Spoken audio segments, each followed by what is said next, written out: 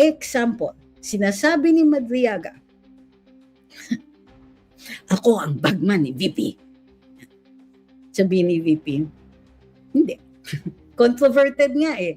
Diba? Doon sa the non-filing of an answer controverts everything that's in the complaint. O therefore, kung uulitin lang yan ni Madriaga, controverted pa rin. Ibig sabihin, it is not established as a fact. Bakit ko winawalk through kayo dito? Para makikita ninyo yung mga decisions na gagawin ng mga miyembro ng committee at later on dun sa plenaryo kung may basihan o purely political ito. Kung purely political at gusto lang nilang tanggalin sa pwesto si VP Inday even without evidence that is convincing or evidence that shows that she did anything wrong, then we really should actively campaign against them in the 2028 elections. May basihan. May grounds tayo to do that. Katulad ng aligasyon ni Congressman Terry Ridon, halimbawa, si Congressman Terry Ridon, ang ginagamit niyang evidence daw ng ill-gotten wealth ay tumaas yung net worth ni VP Inday. That's not ill-gotten wealth. That's not graft. That's not malversation because the increase in her net worth does not show if she had gotten government funds in an illegal manner. So, oo, tumaas ang net worth niya. Pero how do you know nanggaling sa government funds yan?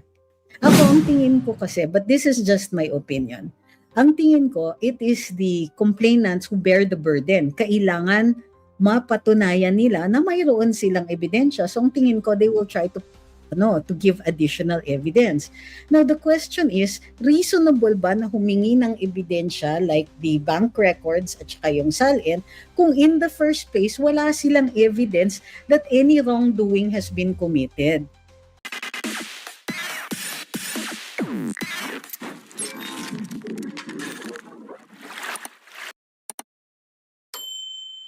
Pag-uusapan natin ngayong araw na ito kung ano ang mga susunod na hakbang pagdating dito sa impeachment. Pag-uusapan natin kung ano yung rules at kung ano yung possibilities na pipiliin ni VP Inday. Maraming nagtatanong, halimbawa, dadating ba siya? Anong gagawin? Hindi daw siya pwedeng i-assist ng abogado. Hindi daw pwede mag-participate ang mga abogado. Sagutin po natin yan kasi paulit-ulit eh. So, sa huling pagdidinig sa Committee on Justice, ano ba nangyari? May finding on sufficiency in substance. Okay, pero ang dinig ko may mga tao na kino-contest ito. Or pag-uusapan natin yung mga kino-contest dyan ha. Wag pong mag-alala. Meron ding issue on the controversion dun sa whether or not it was an answer or an unanswer. Kasi sa totoo lang, may mga may effect kahit hindi ka nagpadala ng answer, kahit hindi ka sumagot, mayroon pong effect ito para hindi ma-affect yung karapatan nung nasasakdal. In this case, si VP Inday. So, matapos po ang finding ng sufficiency in grounds, ang Committee on Justice ay nagde-decide, magho-hold ng hearing. Ayon kay Congresswoman Jinky Luistro, mini trial. But it's not exactly that. Kasi ang trial dito sa Pilipinas, of course, may presentation of evidence, may presentation din ng mga witnesses, but iba yung form. Kung ini-expect ninyo na mayroong mga titindig na abogado, may mag-o-object, wala pong ganon. Dahil ang hearing na gagawin ng Committee on Justice ay inquisition.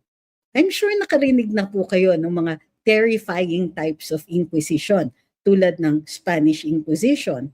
Another type would be the Salem witch trials, mga ganyan. Wala po kasing mga abogado in an inquisition. Ang nagtatanong lang ay yung mga arbitrators or judges. So in this case, ang judges natin judges are the Committee on Justice. So dito sa kaso na ito, yung mga miyembro lang ng committee at yung chairman ang maaaring magtanong doon sa mga witnesses kung may ipipresenta na witnesses. Ngayon, bakit magpapresenta pa ng witness? Meron namang mga affidavit. Ang gagawin dyan, iuupo yung witness tapos tatanungin doon sa witness, ito ba affidavit mo? Ikaw ba, sinasabi mo na totoo lahat ng nandito? Kino-confirm mo ba yung mga nandito? Ikaw ba ang nag-execute nito? Patutunayan na yung affidavit ay gawain nga nung witness or sinasang-ayunan niya lahat ng nakasulat doon. Paano kung object evidence? Normally, pag object evidence, example lang ito, hindi ko sinasabi na iyon ang ipipresenta dyan. Photographs. Okay, well, photographic evidence yun, no? Kunwari lang ha, weapons. Yun, ipipresenta. Ang magpipresenta niyan ay isang witness. So halimbawa, yung kumuha ng weapon na yon, siya po ang magte-testify. Sasabihin, halimbawa ng pulis, ako ang naka-recover nitong firearm na ito at nagwi-witness ako, sumasaksi ako na ito yung nakita ko doon sa lugar na yon. After that, may magte-testify na, itong baril na ito yung ginamit during such and such event. So, that's how object evidence is presented. Now, photographic evidence, normally, mag-a-attest niyan yung tao na nag-take ng evidence na yon para ma-ascertain yung authenticity ng mga evidence na ganon. Video evidence, the same. Normally, yung videographer, pag photographs, normally the photographer. Paano kung hindi? May mga instances na tinatanggap, kunwari, nakita yung photograph na yon online at ng isang witness. Ay, tama, yan nga po ang nakita kong ganyan. O paano kung CCTV? Yung technician na nagtitake ng CCTV, mag-attest sila sa date when it was taken and kung saan nakalagay and so on, and that this is an authentic reproduction or an authentic copy of the recording done on a particular date. So, evidentiary hearing. Paano kung ang inquisitorial? So, pupunta ba si VP Inday? Ang pagpunta niya ay ang basihan ng kanyang pagpunta ay kung ano yung iaabiso ng kanyang mga abogado. And as far as we can tell, wala pa pong desisyon or wala pa po silang isinapupubliko na desisyon. Kasi it might be na alam na niya kung anong gagawin niya pero hindi na lang isinasa publiko. Posible din na, excuse me, nahahatching ako. Okay. Posible din na sa ngayon, wala pa talagang desisyon dahil dinidetermine pa nila base dun siguro sa ibang mga sinasabi publicly ng mga miyembro ng Committee on Justice. Alam mo naman, minsan yung mga kongresista nakikipag-usap sa media, so pwede rin nilang gawing basihan para sa desisyon nila ay yung mga naririnig nila base doon sa mga interviews ng ilang mga miyembro ng committee or posible rin doon sa mga isinasupubliko tungkol doon sa mga saksi. Okay. So, ang tingin ko dyan is, depende talaga. Dadating lang si VP Inday kapag sa tingin niya at saka ng mga abogado niya ay mahalaga na pumunta pa. Siyempre, titimbangin nila kung ano ang dapat niyang gawin. So, doon sa matapos ng pagdidinig, papayagan or magbibigay ng pagkakataon, syempre after na ma-examine na yung mga witnesses, yung documents, yung evidence, sasabihan ng committee, okay, complainants at saka defense, mag-submit kayo ng memoranda. Ano yung memoranda? From the word memo, usually used in the term memory. Ito ay yung isusumite nila, yung kanilang parang brief yun, it's a legal brief, ilalagay nila doon to refresh the memory of the judges or in this case the Committee on Justice. Itong ebidensya na ito, prenisinta ito dahil dito. Tapos pwede silang maglagay doon na we objected because this and this, or prenisinta itong ebidensya na ito for this purpose, the committee asked these questions, ganyan. However, ganito, may sagot. So the memorandum will be the summary of yung mga arguments nila pertaining to the evidence, taking into consideration kung ano yung sinabi ng mga miyembro ng committee at to allow the committee members to remind the committee members of their defenses or their evidence on this particular matter, on a particular act, or on the whole thing. Okay? So after the submission of memoranda, magmi-meeting na at ang Committee on Justice, pwede silang mag-meeting, tapos mag-discussion sila, tapos magboboto na sila. So, di ko alam kung isa sa publiko nila yung kanilang pagmimitingan at kung yung mga diskusyon nila ay magiging public, gayon pa man, matapos nilang mag-discuss, sila po ay boboto. After yung, anong pagbobotohan nila? Ang pagbobotohan nila ay kung mayroong probable cause. Ang definition ng probable cause ay sa criminal law. Ang definition ng probable cause is whether or not a crime probably has been committed and if this person probably committed it. In the case of impeachment, whether or not there are grounds to believe that these have been committed and it is the respondent, the vice president, who committed these acts which could lead to a conclusion that he or she must be impeached. In this case, she must be impeached or must be removed from office ultimately. Okay. Ang standard dyan, kaya for probable cause is a reasonable person. So kung kunwari, rationable ka na tao, pag tinignan mo yung ebidensya, oo nga, may nangyari na ganito. Oo nga, mukhang siya yung gumawa. Kailangan pareho yon ha, na nangyari itong mga to at itong mga events na ito are grounds for impeachment at siya yung gumawa. Okay? Importante na pareho yan. Kasi posibleng sabihin nila, oo, may mga nangyaring ganito, pero di natin alam kung siya yung gumawa. So that will, kung hindi yun pareho, wala yung probable cause. Okay. Bakit yung reasonable man? At saka bakit probable cause lang ito? Hindi ito guilt or innocence. Ibig sabihin, hindi siya on trial for her removal.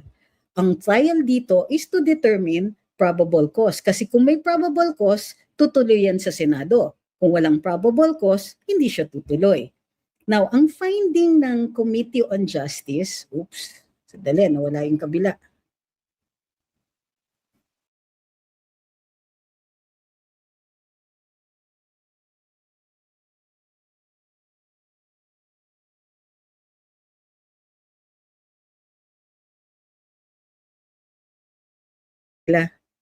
Ayun.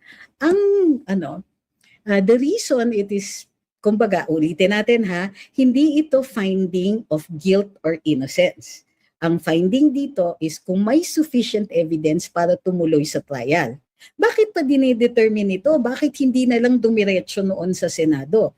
Well, ang ginagawa ng committee is kinikilatis nila kung ano yung available evidence para ma-determine kung mag-aaksaya ba sa oras para tumuloy sa trial o dapat tumuloy sa trial ng magkaalaman na kasi there is enough evidence here to proceed to trial. Okay. So, medyo complicated. Hindi naman complicated yan. Kayang-kaya namang intindihin yan. But, in the meantime, so, after the Committee on Justice determines, tingin namin may probable cause dito, gagawa sila ng report at saka recommendation. Yung report at yung recommendation na yan ay isusumite sa plenaryo. Doon magbobotohan. Ang boto ng bawat kongresista will be, may probable cause ba o wala? Base doon sa report ng committee. Kasi pwede nilang sabihin, oo nga, tama, may probable cause, boto ako dyan. Or pwede nilang sabihin na hindi ako naniniwala sa recommendation ng Committee on Justice, hindi ako boboto para dyan. No, yung boto ko. Okay. Now, we've discussed the evidence, pero it is also still entirely probable and quite possibly pwede nilang, in spite of the evidence or lack of the evidence, pwede pa rin ipatuloy nila sa Senado or pwede rin nilang i-dismiss regardless of kung meron o wala because ina-acknowledge ng hukuman na ang impeachment ay isang political process. So it is possible na, sige, yung persuasiveness ng evidence will not affect their own personal political aim. Pwede yon. So, It is also possible na pag dumating sa Senado, pwede nilang i-decide na, teka muna, bakit parang bakit parang kulang sa ebidensya? Pwede sa umpisang-umpisa pa lang sabihin ng Senado, bakit to umabot sa atin? So pwede rin ganon. Can the Vice President go to the Supreme Court before going to the Senate? Or even if tanggapin na ito ng Senado? Yes, but they can only go to the Supreme Court if meron silang mga questions involving grave abuse of discretion ng Committee on Justice o ng plenaryo o ng entire House.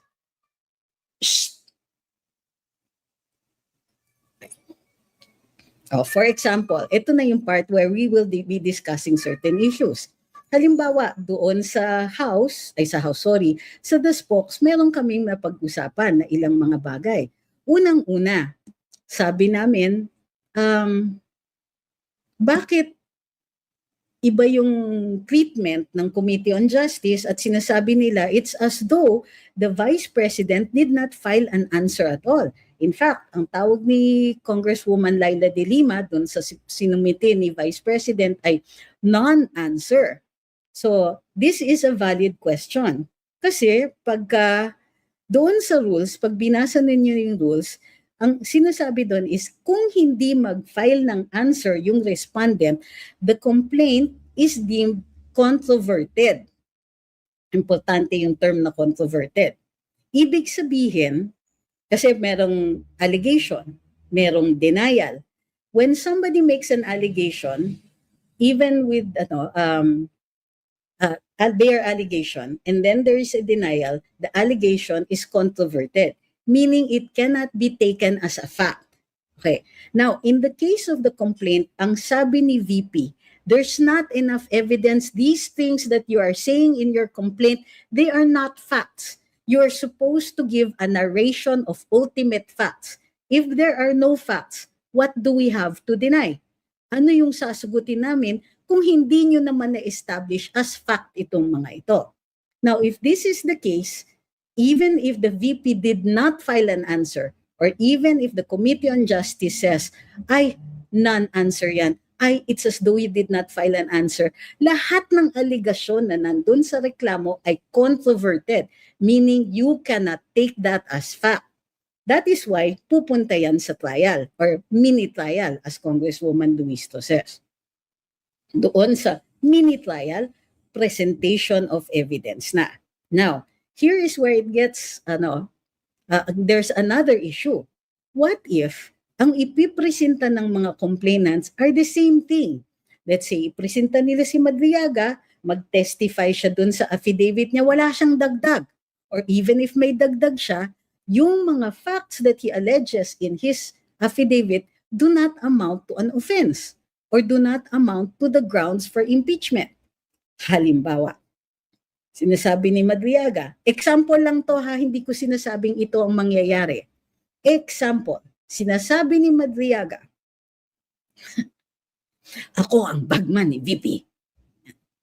Sabi ni VP, hindi. Controverted nga di ba? Doon sa the non-filing of an answer controverts everything that's in the complaint. O therefore, kung uulitin lang yan ni Madriaga, controverted pa rin. Ibig sabihin, it is not established as a fact.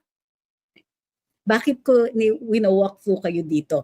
Para makikita ninyo yung mga decisions na gagawin ng mga miyembro ng committee at later on dun sa plenaryo kung may basihan o purely political ito. Kung purely political at gusto lang nilang tanggalin sa pwesto si VP Inday even without evidence that is convincing or evidence that shows that she did anything wrong, then we really should actively campaign against them in the 2028 elections. May basihan, may grounds tayo to do that. Pero pwede rin naman tayo mag-campaign against them if we just don't like their face. Nasa sa atin yan. Pero logically, pag in-explain natin dito sa mga kababayan natin who will most likely be voters in 2028, we can stand by our arguments and say, look, itong aligasyon nila, katulad ng aligasyon ni Congressman Terry Ridon, halimbawa, si Congressman Terry Ridon, ang ginagamit niyang evidence daw ng ill-gotten wealth ay tumaas yung net worth ni VP Inday. That's not ill-gotten wealth. That's not graft. That's not malversation because the increase in her net worth does not show if she had gotten government funds in an illegal manner. So, oo, tumaas ang net worth niya. Pero how do you know nanggaling sa government funds yan? So, may mga ganyan. So, we will be getting a look at the evidence of the complainants about this. Next issue, yung motion na final ni Congressman Chel Jokno para sa production of documents at production of SALN. Now, sabi ni Attorney Mike Poa, dahil nandun sa rules, maaaring mag-issue ng compulsory orders ang Committee on Justice. What is a compulsory order? Well, orders are usually compulsory. But in this case, pag hindi ka sumunod, ay mayroon kaakibat na pwedeng may finding of contempt laban sa inyo. Now, halimbawa, sabihin ni Congressman Luisto, bigyan ng order yung bangko. Produce yung accounts ni VP Inday. VP Inday, knowing that there is no basis for that, there is no factual basis at nag-fishing lang mga ito, sasabihin niya naman doon sa bangko, I do not authorize you to give that. O sasabihin ng bangko, anong gagawin ko? Wala na lang akong gagawin. O, ngayon, sasabihin ng mga kongresista, example lang to ha, sasabihin ng mga kongresista, hala, i-contempt yung mga yan, i-detain yung manager ng bangko dito sa House of Representatives until pumayag siya na ilabas yung mga bank records ni VP Inday. So, pwedeng pumunta, umakyat yung bangko sa Supreme Court at umakyat din si VP Inday and say, bakit ipoproduce yung bank documents? There has to be a basis. Kailangan mayroon na silang basihan para i-release yan. Ibig sabihin, alam na nila na ill-gotten wealth yan. There is already evidence that this is ill-gotten. The production of documents is only to formalize what they already know. Or they will say na, ganitong daan, let's say, nakatanggap siya ng X amount on a certain date. So, bangko, produce nyo yung dokumento niyan.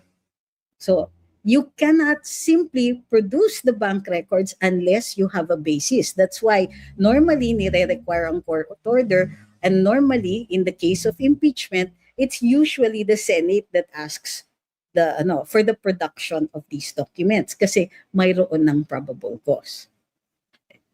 So, yun yung mga issues na nakikita natin. Of course, the Committee on Justice can rule totally against what we have discussed here. The Committee on Justice or the bank could actually just give out the documents and say, takot kami sa committee, bigay na lang namin. So that's also entirely possible. So it's also possible na si VP Inday will say, sige, kunin nyo. And then there's no issue. Okay, thank you kay Senensky na nagpadala ng super sticker. Hi kay Miggy, maraming salamat. Kay Stels, good evening. Kay Raquel, kay Sir Art, kay Miss Raquel, kay Ronald, kay Sir Art uli, dami, kay The Survivor, kay Stels Shop, ayun. Ay maraming salamat sa inyo. Para dun sa mga nanonood sa atin dito sa TikTok, mayroon po tayong gift goals.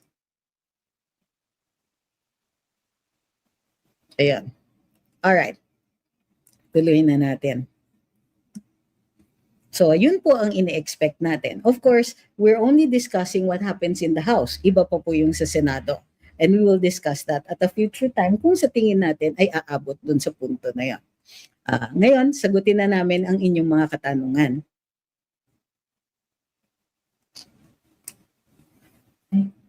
Sandali, kunin ko lang yung water ko. Inabot ko lang po.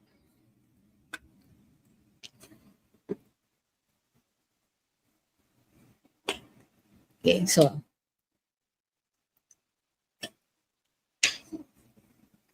May mga katanungan ba? Parang puro comments. Hi, kay Patato Tini. Ngayon lang kita uli nakita. Dami palang comments, sandali. Ayun. Hi, sabi ni Patatotini, many observers believe that HOR will most likely impeach VP Sara precisely because of being, as Kong Elise put it, incentivized. Good evening kay Burunsoy. Sabi ni Burunsoy, marunong po ba kayo magalit? Hindi, na-excite lang ako minsan. Hindi, marunong naman. Pero matagal. Mana ako sa tatay ko.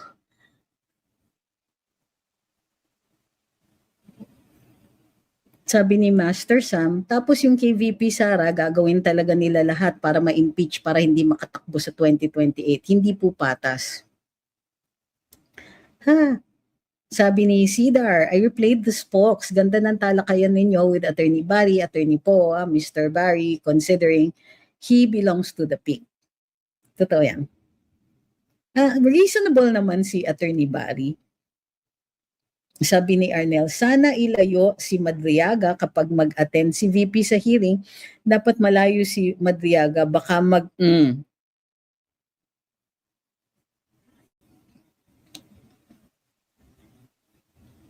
Sabi ni Damon, depende yan. Regarding for certiorari po, personal opinion ka lang. Kasi nga po, parang ayaw ata ng Supreme Court magka-conflict sila sa House regarding it. Ngayon pa sila matatakot, meron na ngang decision sa Duterte versus House of Representatives. Maniwala naman ako dyan. Wala pong ebidensya yan. I get it that that's your opinion, but they already went up against the House. Kumbaga, nag-decide na nga sila against the House of Representatives and in favor of VP Inday in last year's impeachment case. So, saan nanggagaling yung parang ayaw ata ng Supreme Court magka-conflict sila sa HOR? Meron na. Nag-decide na sila last year pa. But I don't think that there is a conflict. Because the Supreme Court is above that. They are not a party to the case. They are the arbiter. Hi kay Tatay 888, sabi niya, yung nag-iisang picture ni Madriaga with VP ISD during the inauguration, seryosong pinagbabasihan ng House as proof of close friendship. Sabi nila, meron pa daw additional. So ako, I expect na meron pang ilalabas si Madriaga dyan. Ako, ang tingin ko kasi, but this is just my opinion. Ang tingin ko, it is the complainants who bear the burden. Kailangan mapatunayan nila na mayroon silang ebidensya. So ang tingin ko, they will try to give additional evidence. Now, the question is, reasonable ba na humingi ng ebidensya like the bank records at saka yung SALN kung in the first place, wala silang evidence that any wrongdoing has been committed?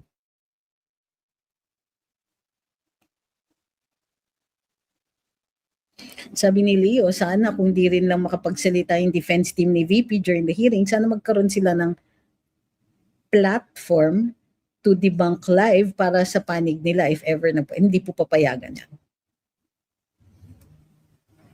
In fact, very conservative nga pag nagsasalita ang defense team.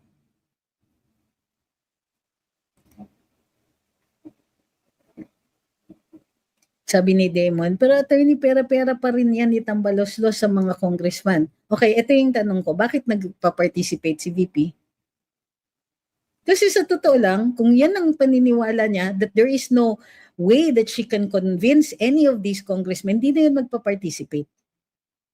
So, di ba, parang ang ginagawa nyo kasi is, wala nang absolutely any chance. But the VP is out there and she's fighting.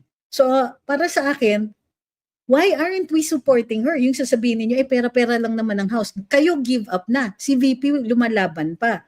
So, the least that we can do is tulungan siya. And how do we help that? By continuing to remind the Congress na elected officials kayo. Kami ang nag-elect sa inyo. Lalo na ako, naglagay talaga ako. Congressman Franz Pumaren, pinost ko yan sa Facebook namin. Congressman Franz Pumaren, 3rd District, Quezon City, as your constituent, I'm not giving you permission to vote for the impeachment of VP Inday. Ang dami pang pwedeng gawin, ang dami pang pwedeng mangyari. And even is sabihin ninyo na hindi likely na mag-vote sila in favor of VP Inday, why should we let them? Bakit natin papabayaan na ang dali-dali para sa kanila? Tatanggapin natin yung ginagawa nila? Hindi pwede. And that's what VP Inday is doing. Even if that's what they're going to try to do, we have to fight. So, yung mga ganyan, pero paano yan? Pera-pera lang naman sila.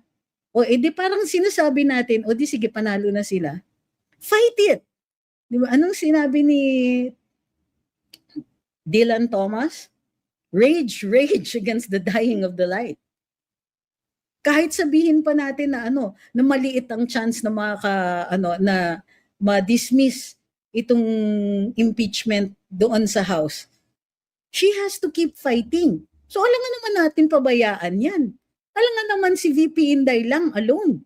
Ako, papaalala ko at every opportunity, congressman, elected officials kayo.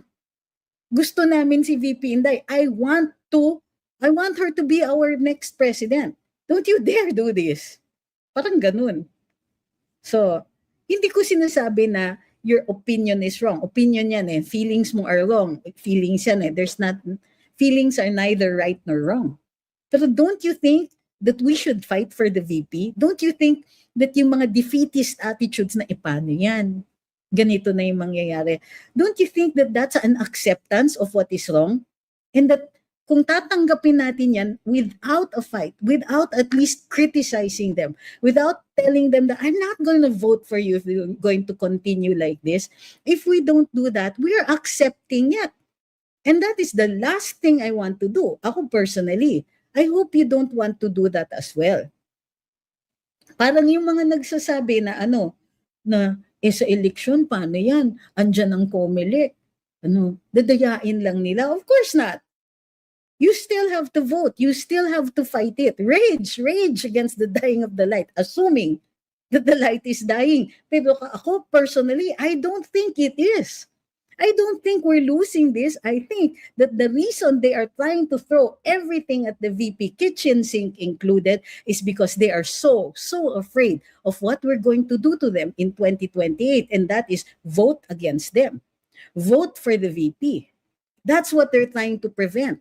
And they're trying to prevent it out of sheer fear of what will happen if they lose. So they are driven by fear. We should not give in to that.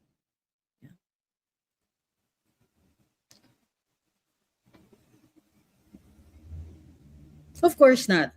Sabi ni Damon. But still po, yung response na ad cautelam, yun ata reason as to why ayaw ni Luistro na yung mga abogado niya po ang sasagot. Hindi po, nasa rules. Gusto lang talaga niya pagpiestahan siya. Ma'am, ma'am or sir, regardless of sino yung magko-conduct ng direct examination or cross-examination kay VP Inday, they will try to do that anyway. Tignan nyo dun sa sa Senate. Adversarial yan. Magpo-present yung isang panig, po-present nila yung witness, i-cross-examine ng kabilang abogado, magtatanong din yung mga senators. So, it's not really a factor.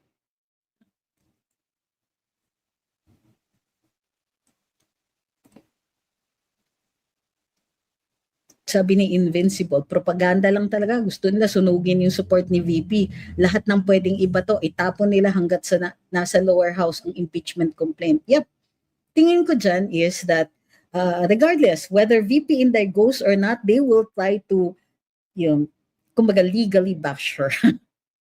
They will try to make her look bad. They will ask her questions that could possibly be unreasonable, and her lawyers will not be able to protect her. That's what they're trying to do. And yes, may mga yan. Kailangan timbangin ni VP Inday yan. Titimbangin niya, pupunta ba ako at sasagutin ko na lang itong mga to and give them what for? Di ba? It's an expression. Give them the what for. Or she can refuse to go.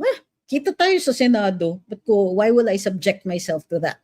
Either way, valid yan. But either way also, mayroong they will try to turn that into something. So nakaabang yung mga trolls. Pag dumating siya, every little thing she says, they will try to find a way to bash her. If she doesn't show up, sasabihin nila takot. Of course not. Kumbaga, as long as it is a legal move, paano takot? Because as lawyers, kami, we're trained to see what is just best for them. yung mga impression ng mga chuwariwap o ng audience, that's nothing. The only opinion that counts is the opinion later on of the Senate.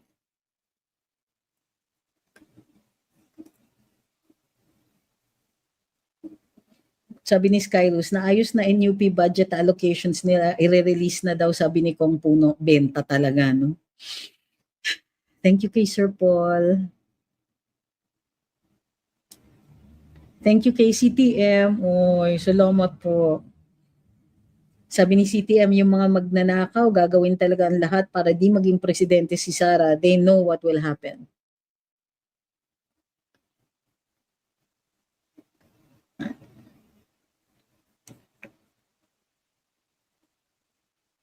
Sabi ni Elusives, in my opinion, this will go to the Senate anyway. So I think the House should stop buying time for whatever reason under the guise of following the rules. Doon sa Senate, magkakaalaman. Pwede rin. Sabi ni Coffee Pe, our systems are so twisted. Either change the system, which is impossible right now with the kind of people leading, or better change these people. Ako, I don't think it's the system. With the right people, this could actually lead to justice. But when there are people who abuse the system, who use it for their own personal gains, yan yung mali. Kasi sa totoo lang, tignan nyo, umaangal ba yung mga lawyers ni VP about the new rules, the impeachment rules? Wala. Wala kang maririnig sa kanila. None of them are railing and saying, apaka-unfair naman ng system, it's so twisted. Walang nagaganon. Because they have evidence on their side. Or actually the lack of evidence on their side. There's not enough evidence on the side of the prosecution. At alam natin yon sa totoo lang. Kasi alam natin, minadali rin nila. They just rehashed the allegations in the last Congress. And up to now, itong mga motions na fina-file nila, it is an admission that they don't have enough evidence.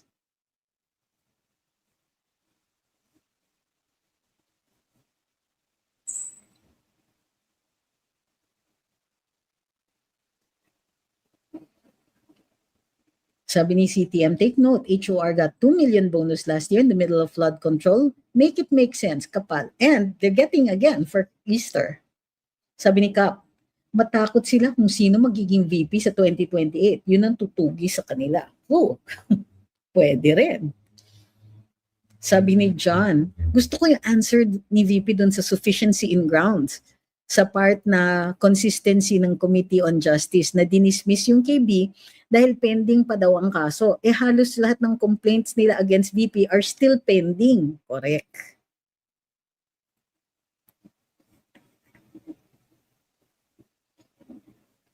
Ma'am Ninita, in-explain ko na po yan, yung contempt sa bangko. Kung nakinig po kayo dun sa unang part, sa narration namin, pwedeng mag-issue yung committee ng order na ilabas ang bank records. Pwedeng tumutol yung bangko saying na, they can say na, hindi po yung house dapat. O kaya, pwedeng, kunwari, humingi ng order, nag-issue ng order yung Committee on Justice. Magpadala naman ng letter si VP Inday sa bangko, wag niyong i-release. O ngayon, yung bangko, they will be they'll magdadalawang isip sila. Posibleng sabihin nila, mas natatakot ako doon kay VP dahil kung invalid yung order ng house, may pananagutan yung bangko. So, pwedeng sabihin ng bangko, hindi kami magre-release, kasuhan nyo na lang kami. So, ang gagawin ng committee, iko-contempt nila yung bank manager. Ipapadetain yan sa house. So, yung bangko and the VP can go to the Supreme Court and ask for a TRO against it or to determine kung valid ba yung pagpipilit ng house in this particular case. So, yun po. Wag po paulit-ulit yung tanong. I really do not have the energy to keep answering this. Pakisagot na lang para dun sa ibang mga darating. Sorry. Sabi ni MC De La Cruz, is it true na sabi ng ICI na walang kinalaman si Tambaloslos? No, they said that there's not enough evidence. So, and therefore, there's no reason for a filing of a case against him. Sabi ni Miss Awi, Honestly, I don't want VP to attend. The members of the House of Representatives are already convinced she's guilty anyway, or they're convinced that they have to find her guilty. So if they push this to the Senate, then let it be done there. She dealt with them last time. No more. Sabi ni Metalingos, please contact your representatives, urge them to vote against the impeachment. That's the least we can do.